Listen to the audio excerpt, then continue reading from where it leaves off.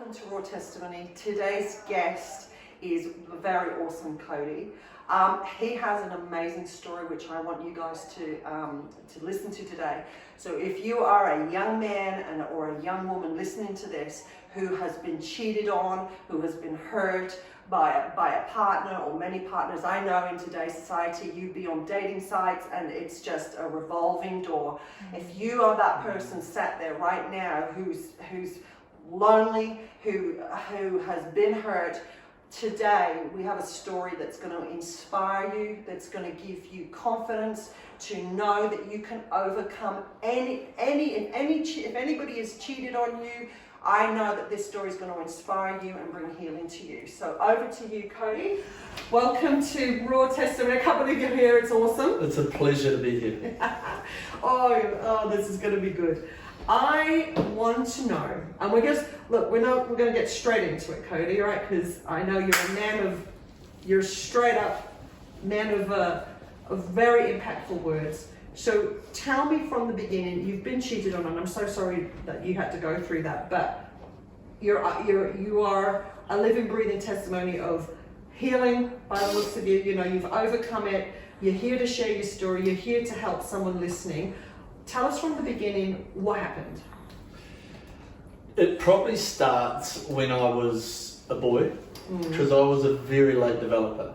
At school, when I did to college, that was in New Zealand. That's from the ages 13 to 18, and I was still a very skinny, short kid. And now I'm 6'1" or 6'2", and at school, when we're around 15, there was these guys with these snail trails, and they've got a bit of the gruff and hair under their arms, and they're sort of developing muscle. And I'm still this little kid who looks 12, and we'd walk to class, and the boys would, all play, shove me, and I didn't grow hair under my arms till I was about 18 or 19. So I was a very late developer. So that it made me feel not like a man yet, but I believe the Lord was protecting me in a way with that, because I was also a bit naive. But that like at school, everyone's, have you hooked up yet? Have you, you ask those questions, and I never had until I was about 16. I'd had a kiss, and that was, it's not that I didn't have any, or maybe you could say I didn't have any game, but I was still a skinny little boy. Then, as I sort of started going to parties and whatnot, you get your hookup, and being brought up in a Christian background, there was an age where I was like, from like 12 to probably 15, I was like, no, I'm not having sex till I get married. And sure enough, hormones start running wild, and I get, an opportunity or two, and I fall into it. But my longing was to have a girlfriend. I remember being 4 years old in kindergarten, and there was this girl, and I just thought she was so pretty. I loved the way she looked, and I remember wanting her I remember wanting to marry her at the age of 4, and from then on I always wanted a girlfriend.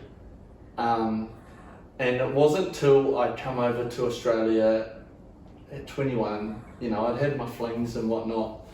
There was one girl that you could almost say I fell in love with, but she just strung me along all this time. So I moved over to Australia, and I would always fly back to New Zealand, every couple of months to see my family, and I got on Tinder. You know the app? Yes. It wasn't Grindr, it was Tinder. Oh, thank the Lord for that. But I met this girl back in New Zealand, and I can't remember when I started talking to her, but whether I was back in Aussie or not, but we started chatting, and sooner or later we become boyfriend and girlfriend. And she was a few years younger than me. We had some family connections that's, you could come up with your Facebook mutual friends, and I'm like, this person, that person. Connections through I used to do a bit of boxing, so there was connection through the church and through the boxing. I'm like, and I thought, oh yeah, she could be the go. And we started dating soon enough, and I just fell desperately in love.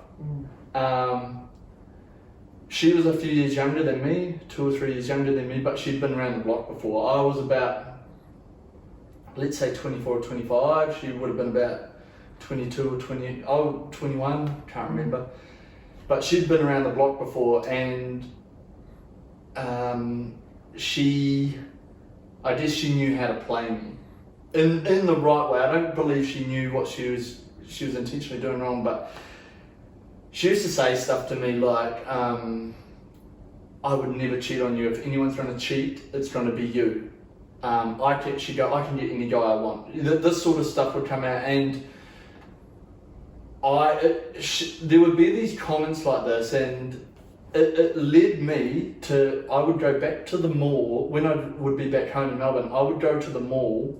Actually, I'll tell you the story. There was one day I was at Grilled Burger Bar in Melbourne, and I was eating my burger on my own. I don't mind going out on my own. I'll go to the movies on my own. I think it's great. And I'm just sitting there eating my burger, and there was a restaurant next door with this pretty young waitress. And she's looking at me, holding the stuff, and because she's looking at me while she's walking, she trips over. And I was like, oh, and I just pretended not to look, and because I didn't want to make her feel embarrassed. But I got on the phone later that day and told my partner at the time, and boy did I get in trouble for having a girl look at me. And it was sort of tones like that. So I would go to the mall or the shopping centre, and I'd be having my head on the ground. I'd be self-conscious. I don't want to make eye contact with anyone. A young girl served me. This was the self-consciousness she put on me. I can't, and I couldn't really have I'd be scared to even have chick friends that were through the church or whatever. So, we dated a couple of years, and in this time I had 3 best friends. One of them, though, was a very, very good friend of mine, and he worked out on a farm. And throughout dating, she'd met all my friends. But this one friend I was very close with, and one thing led to another, and they are now married to this day. And this, the Lord's revealed enough to me, but I know stuff went on behind my back. But, there was lies in the middle of all that while we were dating, and it just, when I found out, it just crushed me. I've had my time in the rings, I've had my street fights and that, and I'd like to think I'd be this macho guy and right, you're going to get it. But I was so crushed. I lost 2 people in one, 2 people I really loved. She hurt, and to a lot of people it wasn't a surprise. Like, it's like, oh yeah, you got this happened with her. But to everyone, it was a surprise from him. Like, he really, he still hurts to this day. I'm healed, but I'm just the betrayal in that. Yeah. And so I carried that, and I really didn't want to lose him as a friendship, and I remember trying everything I could to keep this friendship. And he chose her, and he's married now. I haven't talked to him, and it must be like 7-8 years. I don't know. I wish him all the best. But I lost a really good friendship, and I lost my first love. So that really crushed me. And through all that time when we were dating, she would say stuff. I remember being in the car, and she'd be like,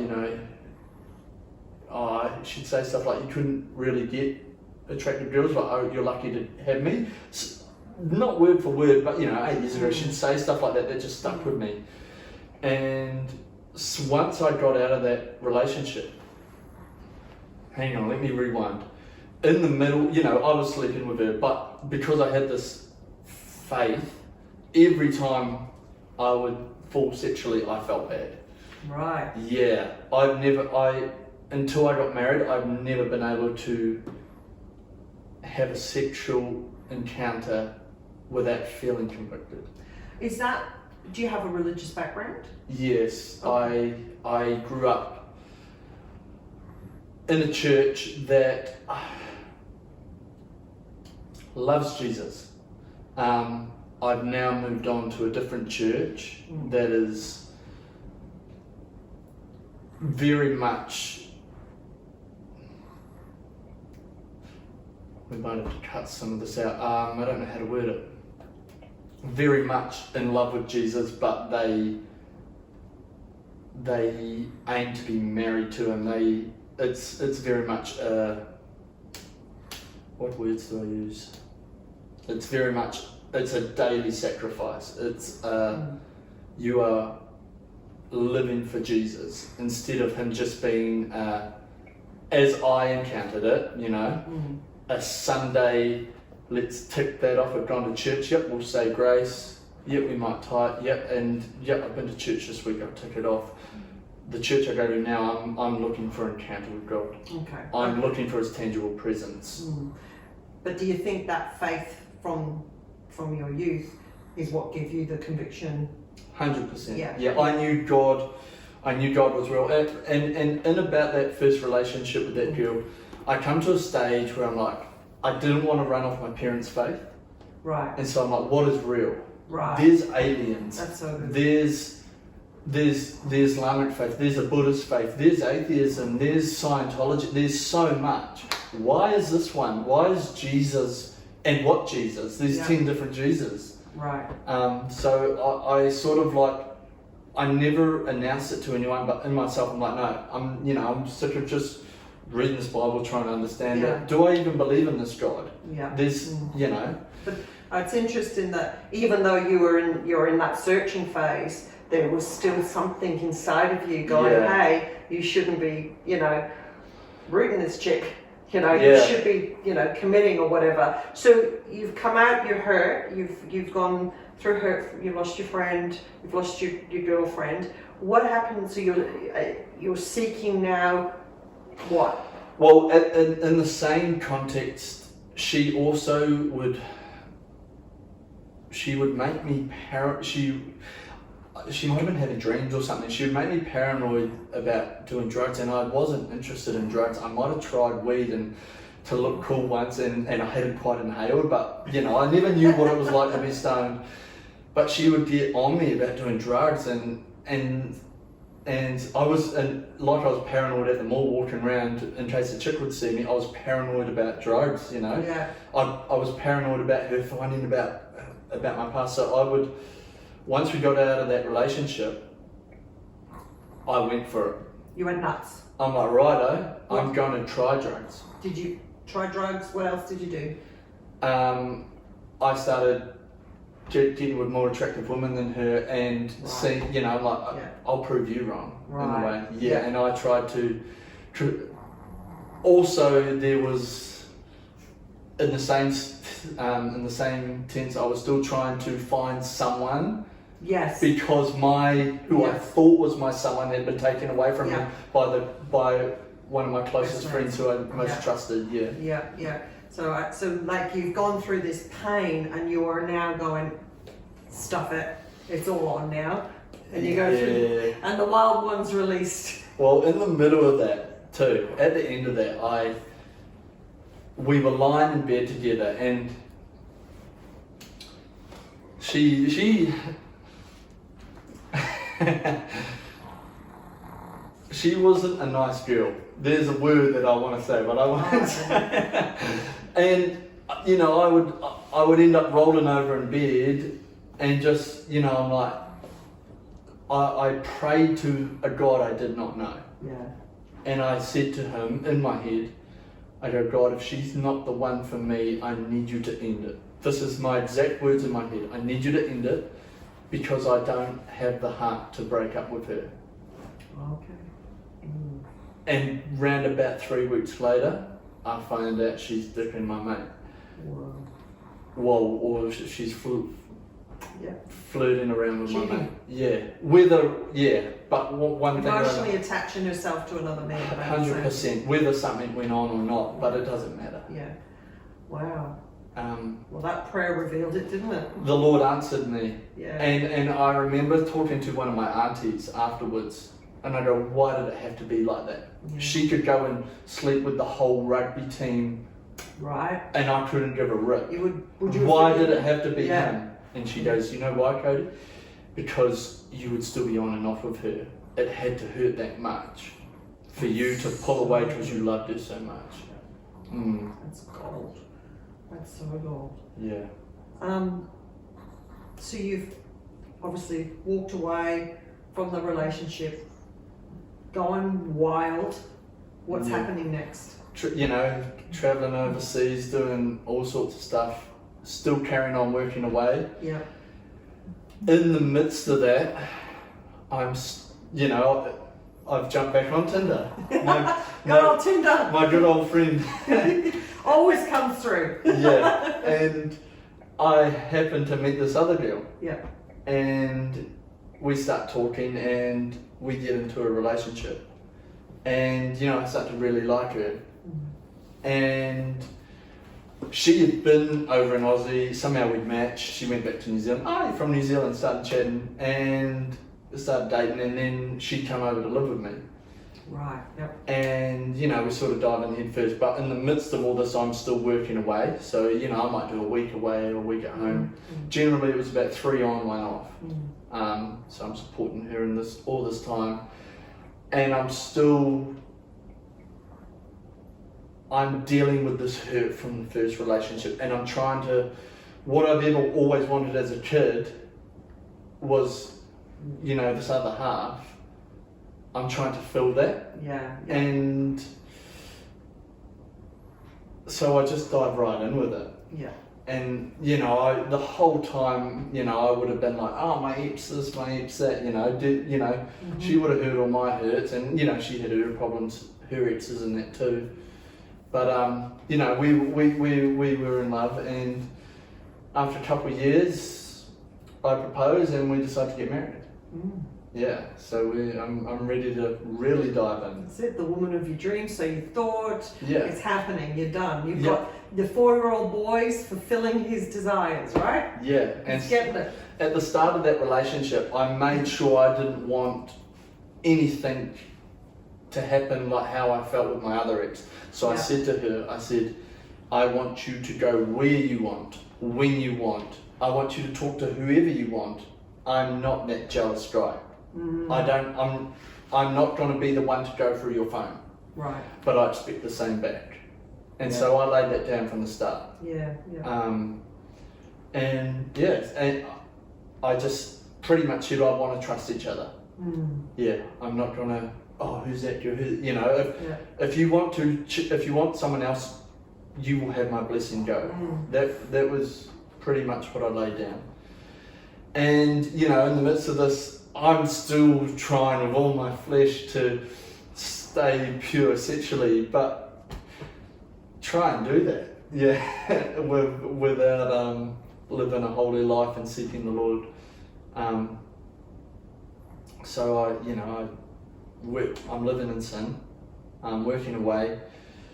We go away to New Zealand for the New Year's festival up north, above Auckland, with my mates.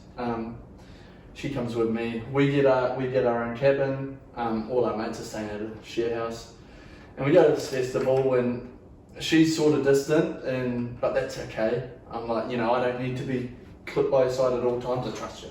Yeah. And we get back to our cabin that night, and she's had a few to drink, so she just goes to bed, and something just wasn't sitting right with me. And I sat in this dark cabin, in this dark lodge room cabin, and I'm looking at her asleep in the bed, and I'm like, I obviously I didn't talk to the Lord. The last time I probably heard from the Lord was when He answered my prayer before, and so I'm like, I just see her phone, and her phone is in my mind just lighting up. And I'm like, no, I am not going through her phone. But I knew something was off. And sooner or later I talked myself into looking through her phone. And I felt so guilty. Like if you grabbed my wallet or my phone, it's not yours. Right. You know that feeling, like, what am I doing? And so I'm going through someone else's phone. I go through her texts and nothing. I go through her Instagram and Facebook and all this and nothing. And bear in mind, this all built up because, you know, there'd be a couple times a few strange things had happened, like 6 months ago or a year ago, and I'm like, I'd hit her up, what's going on? And she'd hit back at me with, Cody, it's because of you I'm like this, you're making me self-conscious, you're making me suicidal, you hit me with all these questions, and I'm like, whoa, I'm just, you weren't missing that night, are you okay, what's going on? No, I was about to commit suicide, and she'd throw this sort of stuff at me. And, you know, this happened 2 or 3 times, and she'd hit it back at me, and I'd just curl up in the corner and lick my wounds like a dog, pretty much. Oh, sorry for asking. Yeah. So I got to this night, she's passed out, and I go through her phone, and there's nothing. And so I go through her Snapchat, hello. There's just all these guys. And I'm like, what the heck? And so, me being the detective Batman I am, I start videoing what I'm seeing on my phone. And then she wakes up and she goes, come and cuddle me. And I don't respond. I'm just still doing this. She goes, come and cuddle me. And I'm just like, cuddle you? I don't even want to friggin' marry you. And boom, all of a sudden she's sober. What do you mean? And I'm just like, what the hell is this? And, I've got cold feet and I've only just been talking to guys. And, you know, there'd been a few naughty photos sent, you know, like flirty photos. But guys I'd never heard of. And so that was it. Not long after that, we flew back to New Zealand, and she wasn't revealing all the truth to me. So I still had my evidence on my phone, and there was another number saved in deleted photos. There was all this stuff in deleted photos, and there was a number saved, a screenshot of a number under the name Danielle. I'm like, that's strange. So I took a photo of that too, and for about 2 weeks, something wasn't right in me. And I would sit her down and I would hold her hands for about 2 weeks, and I'd go, listen, if there's anything you need to tell me, you need to tell me. If you tell me, I can probably get through this, but if I find this out on my own, I'm telling you, it's over. And she would look at me, square in the eye, I swear to you there is nothing, blah blah blah, you know, and I'm like, okay. And I did this for about 2 weeks, and I'm like, okay, you know, we're about to get married, bear in mind, in about 2 months. I paid for a wedding, I paid for photographers and caterers and everything. Honeymoon, yep, I paid for the honeymoon. We're ready, let's go, you know. And so I came to, after about a couple of weeks, I'm like, no, something's got to give. Maybe it's me. You question yourself. I don't want to be like, it's all you know. Can I improve? So I say, okay, I'm going to take the day off work. You're a hairdresser. We'll take the, you've got Monday off. Let's spend the day together. We'll go to the gym, we'll go to the mall, we'll go shopping, get some food, go to the movies, whatever. Let's spend some time together, and, you know, because we're a bit rocky. And I'm hammering her with these questions in a detective way, and I sort of feel bad because I'm like, what if she's telling the truth? And I said, all right, we'll go to the gym. And, you know, we plan this day for tomorrow on a Sunday night. I get up in the morning, I get my gym gear on, I'm like, right, let's go. I've got to go and get my braces tightened. I paid for her braces before the wedding. I've got to go to the doctor. She had something going on, and I've got to go and get my nails done. I'm like, okay, all right, we'll go to the gym after that. You know, we planned this day, but okay, you didn't warn me about that. She goes, what did I say? She goes to the dentist. No, she goes to the doctor's, and then to the nail salon, comes home, and I'm like, hey, how you going? Like, are we ready? Oh no, I've got to go to the dentist, I'm late. I'm like, oh, okay, we'll go after. So we had one car at the time. I said, I'll walk to the dentist, I'll meet you there, then we'll go to the gym after. And I rang her, no, I walked to the dentist, We got in the car. I said, you ready to go to the gym now? Oh no, my braces have been pulled too tight, I've got a headache. I'm like, okay, I'll walk. She dropped me off at my gym and I walked home. On my walk home, I was just stirring. I'm like, what the heck was up with today? Something's not right. Am I dumb or am I paranoid? You know, I don't want to be, I know what it's like to have paranoid put on you, so I don't want to put that on her if she's innocent. But I don't want to be naive and stupid either. I'm walking home and it wasn't right. And so I broke down on the sidewalk and I cried out to God again. And I go, God, these are my words. If something has happened, I need you to show me proof. And I promise you I'll end it this time. I will do it, you won't have to do it. And I cried. And I walked home. And we went, you know, held her hands again. Is there anything to tell me? Yeah. Well, no, I swear to you, blah, blah, blah. Woke up, I'm a heavy sleeper. Like, I will happily sleep until 1 p.m. You know, I love my sleep. I woke up at 4 a.m. and I heard in my head, check the dash camera. I'm like, what? Check the dash camera. I'm wide awake. Takes me ages to wake up. I'm like, and then I'm just lying in bed and I go and check this dash camera. Put it in my computer, pull the little card out, you know, the crash cameras. Yeah. Look over, it cycles for so many hours. I had about 4 days worth on there. I looked, and like, there was just nothing. I'm like, I know what she did yesterday. No. Put it back in, got back in bed, heard again, checked the dash camera. And I had this slow computer and it was a freaking mission. And it would load like it was from World War II. And so I got it out again and I looked over yesterday's thing. She went to the doctors, went to the nail salon, come home, went to the dentist. Oh, on the way to the dentist, she went to her gym.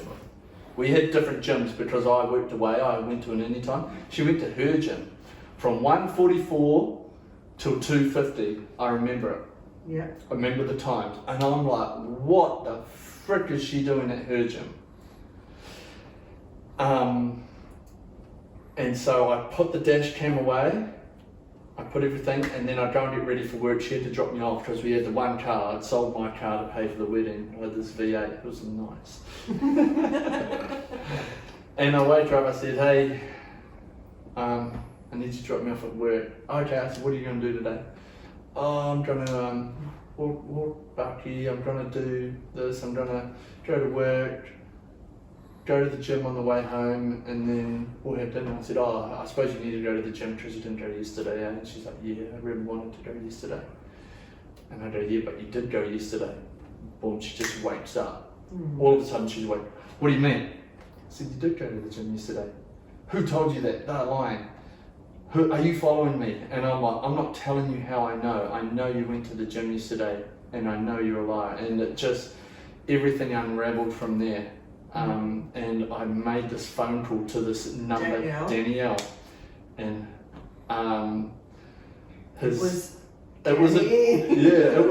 a dude, and he was quite hostile at first, but I said, listen bro, I'm about to marry this girl and I need your help. He's like, what do you mean?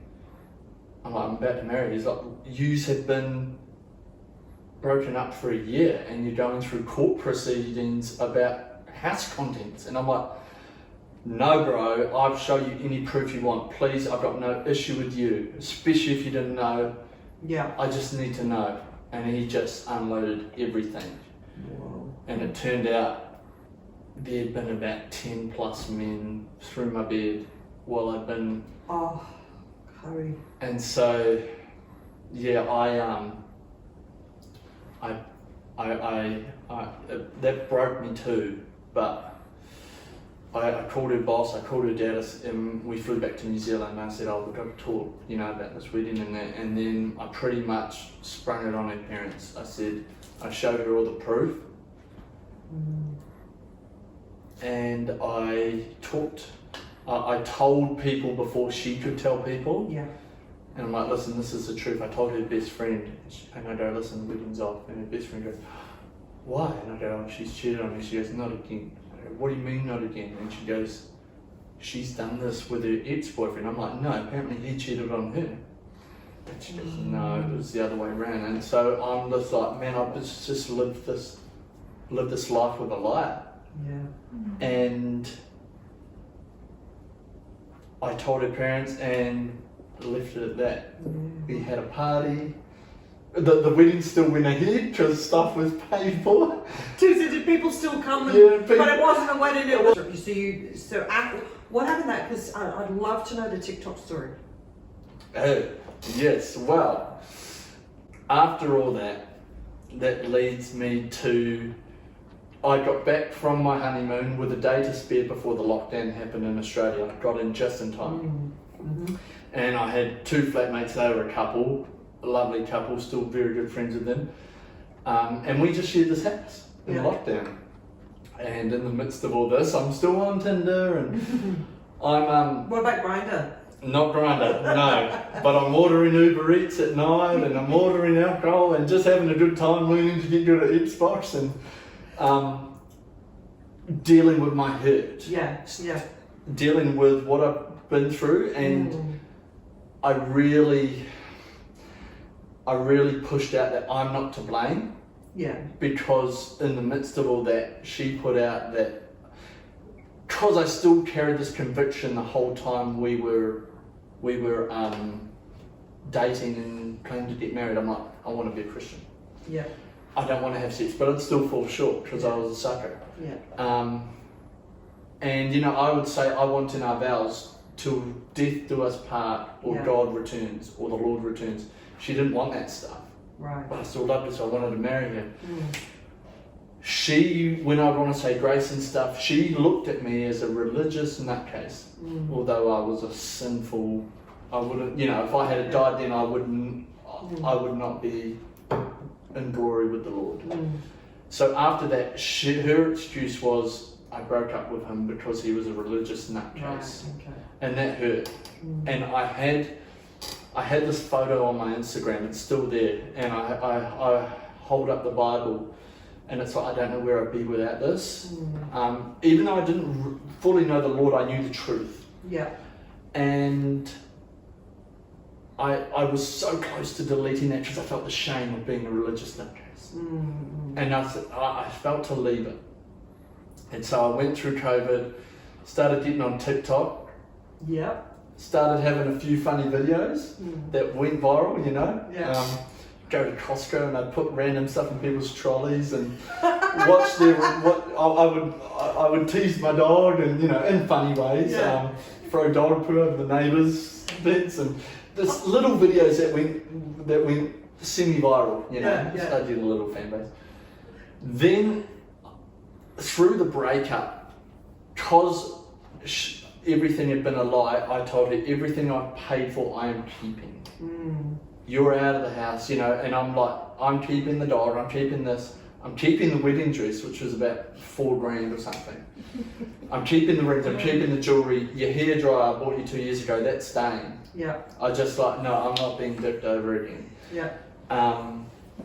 And so I had this wedding dress in my closet. What am I going to do with a wedding dress? I just know she's not having it. And so I'm like, I made this TikTok with the sad song and a little glimpse of my cute dog in there, and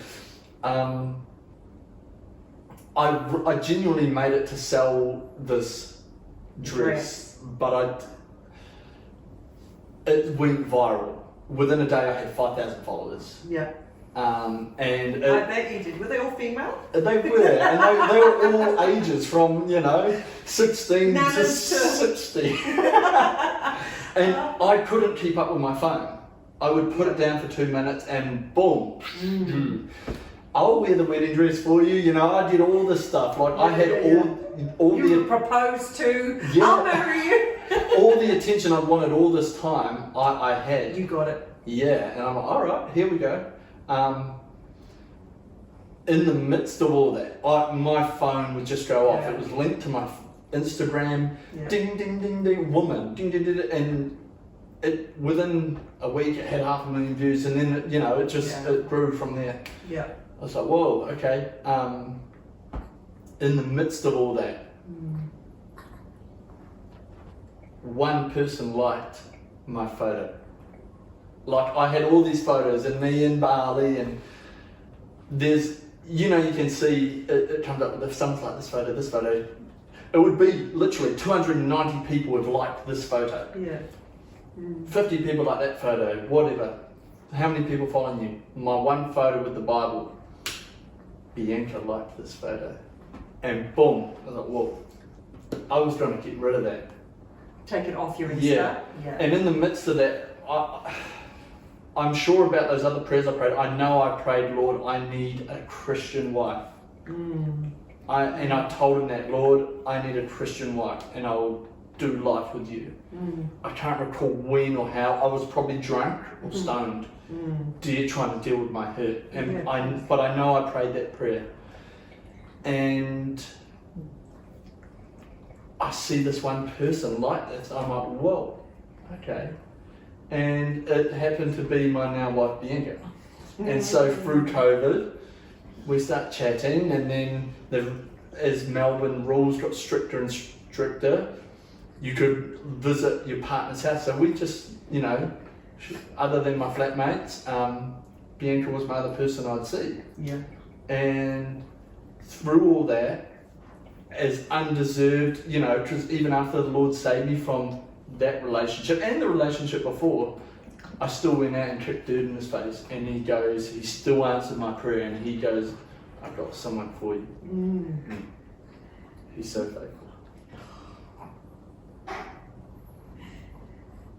No words. I want to cry. Because I was there, I saw the story unfold. I remember the Bible. I remember the Bible picture. I remember when Bianca sat with me at the beach and said, you have got to watch this TikTok. And I was like, do you remember? She's over there already. Bawling. I was bawling about this Cody and this wedding dress and this girl that had done this to this beautiful human. And so I was like, oh wow, Lord, like, just bless him with Bianca. And I remember waiting in anticipation, like the response, because you responded to Bianca, and it was just like, it was such a beautiful unfolding of two people kind of coming together that had come from her, and then boom, and now here you are. How many years later? 4 years later? Yeah. 4 years later, happily married, 2 beautiful dogs, and a baby on the way. Yeah, which we don't know how has happened. Is that a miracle? But oh, Cody, thank you. I mean, we could. There's so many stories that you guys have got, but right now, I know that there might have been some young people or any age people that would have heard that story, that have been cheated on, that have been betrayed, they've lost trust. They're still, like you said, or even people that have cheated on people. Yeah, who might have guilt. Because the devil, through all that, the devil tried to drag me into that too. Yeah. Like, I had many opportunities, but So I'd love you to pray for somebody who's listening today. If you've never prayed before, if you've never had anyone pray, just close your eyes and roll with it, because clearly, like, hearing Cody's testimony, you can hear that he prayed and something happened. He prayed and something happened. He revealed the truth. Then he brought a woman for him that he could marry and find love and peace with. So go for it, Cody. Pray. Holy Spirit, I just ask that you touch whoever needs to hear this right now, whoever needs a touch right now. I ask, Holy Spirit, that you reveal yourself to this person, Lord. Whether they've been cheated on, whether they're struggling with cheating, Lord, I ask that you reveal yourself and let them know that you are enough, Lord, and that through you, you can do all things. You can restore, you can heal, you can break chains, you can break addictions, Lord. I ask, Holy Spirit, that these people seek you, they look for you, and that you reveal to them that you have a plan for their life, and you've got that special person for them waiting just around the corner, Lord, I ask for their breakthrough to come in the mighty name of Jesus. Amen.